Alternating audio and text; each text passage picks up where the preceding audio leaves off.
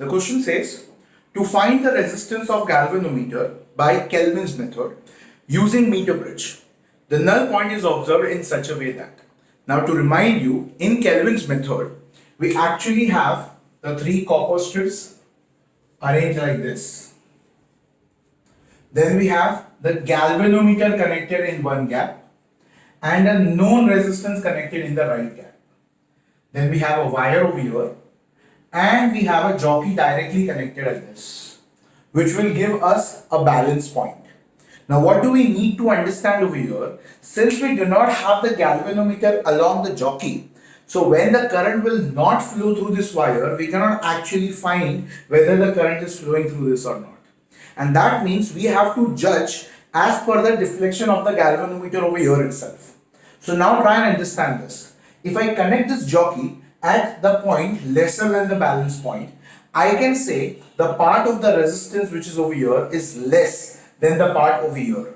And that means we can say the more current will flow through this and less current will flow through this. That means the galvanometer will show a deflection or change in deflection on the left hand side. That means if I do not connect this, I can say these two are in parallel and some current will flow through this, some current will flow through this. That means galvanometer is already showing some deflection. Let's say 10 ampere. I'm just taking it as an example. Okay. Now if you connect this jockey at a point on the left hand side of the galvanometer, I can say the part of the resistance over here is less. That means there are chances of more current flowing through that. So galvanometer is going to get less amount of current. And so galvanometer will show the change from 10 ampere to say 9, 8 or 7 ampere. I hope you're getting it. Now, if you keep on tapping it at all the points, and let's say if you go beyond the balance point, at that point what will happen, I can say the resistance part on this section is more than the galvanometer because it is not balanced. So I can say current जो होगा galvanometer में ज्यादा जाएगा. That means अगर 10 ampere पहले दिखा रहा था विदाउट कनेक्टिंग द जॉकी, अब वो 11, 12, 13 एम्पियर दिखाएगा. That means more current. That is the deflection on the right hand side.